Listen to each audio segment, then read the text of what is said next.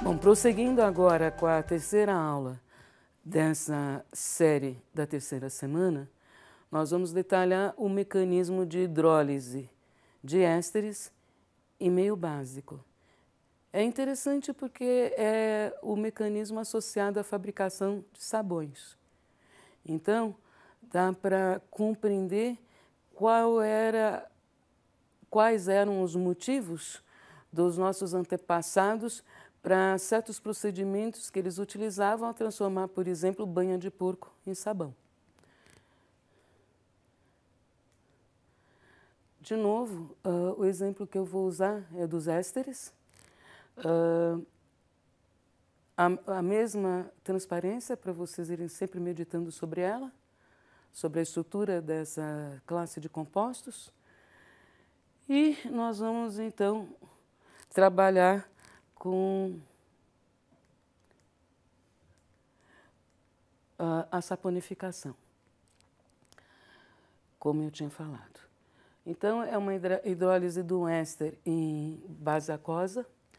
Então, aqui, esse OH-, embora na equação como ela está escrita, não esteja escrito água, até deveria ter água. Acho que ficaria mais claro se água tivesse escrito aqui água solvente, porque senão fica parecendo que a reação estava sendo feita a seco, não é a seco. Então, éster, base, água, se obtém o sal do ácido e o álcool.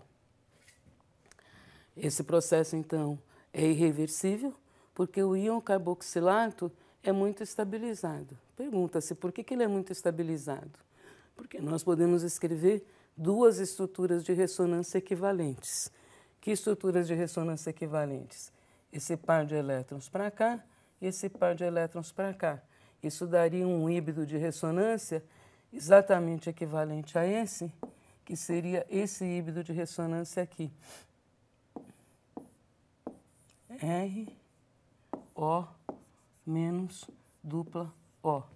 Quando eu posso escrever dois híbridos de ressonância equivalentes, a espécie é muito estabilizada porque a dispersão de carga é a mais efetiva possível. Então, o íon carboxilato tem uma forte estabilização.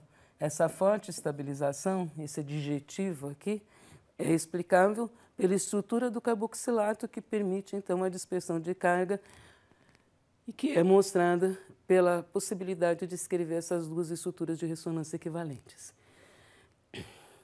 Se a gente quiser, ao invés de obter o sal do ácido, que é o carboxilato, obter o próprio ácido, depois de se fazer a hidrólise em meio básico, é só acidular um meio que se obtém o ácido.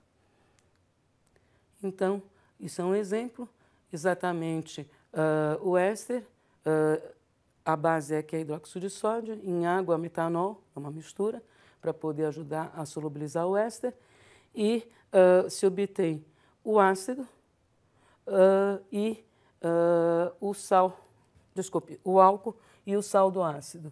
Aqui está o sal do ácido, isso aqui é O menos Na+, certo?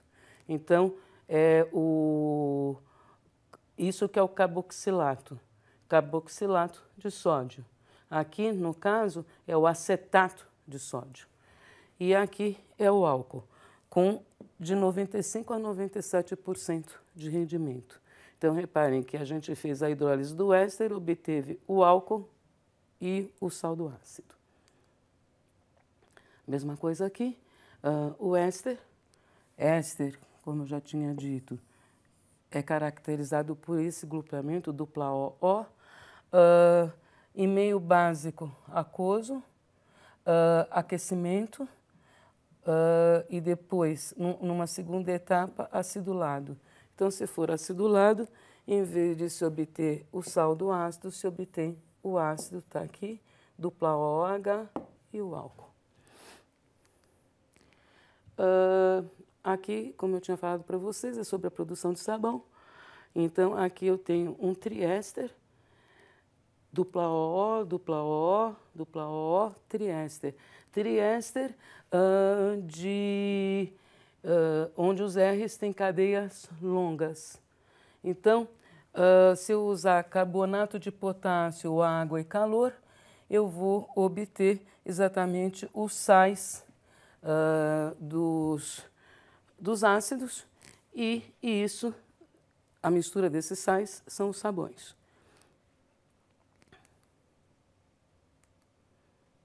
Qual que é o mecanismo? Então, o que significam essas letras? Está explicado aqui. B meio básico, a L quebra da ligação carbonila O-alquil. Então, carbonila O-alquil. Então, seria a quebra dessa ligação. E 2, que é uma reação de segunda ordem. O que é uma reação de segunda ordem? Então, uma reação de segunda ordem é aquela cuja velocidade é determinada pela concentração dos dois reagentes, do éster e do hidróxido. Ou seja, se eu dobro a concentração de éster, dobra a velocidade da reação. Se eu dobrar a velocidade de hidróxido, dobra a velocidade da reação. Se eu dobrar as duas concentrações, quadruplica a velocidade. É isso que quer dizer uma reação de segunda ordem. Ela é dependente da concentração das duas espécies, do éster e do hidróxido. Então, essa seria uma possibilidade mecanística. A outra possibilidade mecanística seria o base e ataque aqui no carbono, neste carbono da carboxila. Então, qual é o mecanismo? É a pergunta. E aqui é a segunda possibilidade. E a gente pode fazer um estudo isotópico, como eu já tinha falado. Então, pode-se marcar esse oxigênio. E o estudo isotópico mostra que esse oxigênio é retido no álcool e não no carboxilato. Estão vendo? Está aqui e não aqui. Carboxilato seria esse grupo. Então, não é retido no carboxilato, mostrando que a substituição, portanto, é feita aqui.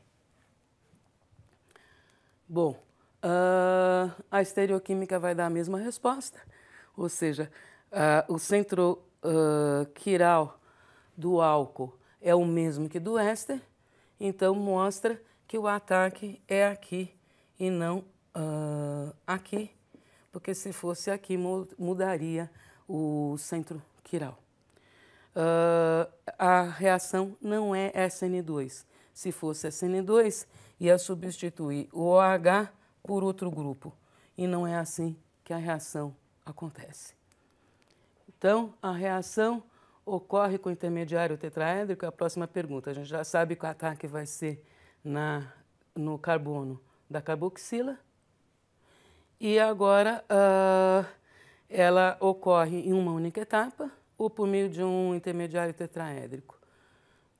Fazendo de novo os estudos de marcação, se percebeu que a reação acontece envolvendo o intermediário tetraédrico e então aqui os equilíbrios envolvidos. Esse é o intermediário tetraédrico. Como que se forma esse intermediário tetraédrico? O OH ataca aqui, certo? E esse par de elétrons vem para cá. E é isso, né? E se obtém finalmente aqui está o éster, aqui também está o éster. O que a gente está vendo? Está vendo os equilíbrios envolvidos na formação do intermediário tetraédrico. Então, envolve duas etapas: a formação do intermediário tetraédrico e a dissociação do intermediário tetraédrico. Está aqui. Então, adição de água ao grupo carbonila do éster. Está aqui a água, certo? Então, o que acontece? A água se adiciona ao grupo carbonila do éster, ou seja, aqui, que vai se adicionar água, certo? E essa etapa é bem parecida com a adição de água à cetona, catalisada por ácido, certo? Então, vamos lá.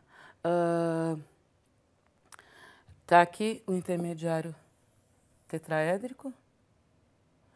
E na hora que esse intermediário tetraédrico se quebra, você vai obter o ácido e o álcool. Vamos ver o mecanismo de formação do intermediário tetraédrico. Então, está aqui o éster sofrendo o ataque da base ao carbono da carboxila e o par de elétrons vindo para cá. Então, o que a gente obtém? Obtém isso aqui, olha. Então, entrou o OH e esse par de elétrons está aqui, olha, certo? Formou-se o intermediário tetraédrico.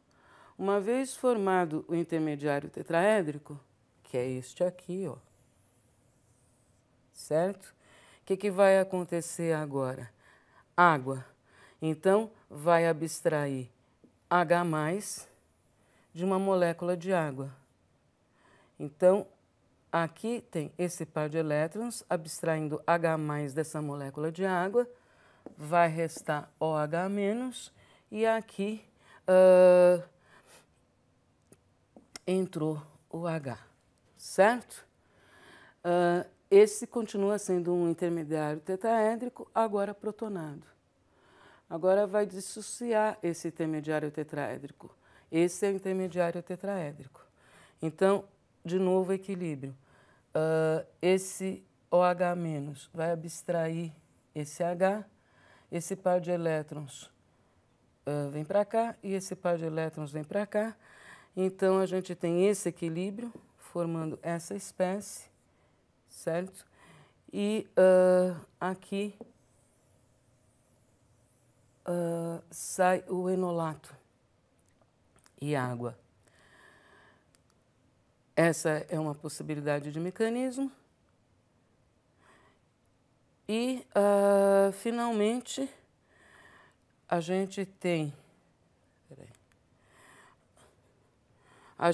agora um reequilíbrio, porque reparem que no próximo slide eu tenho o quê?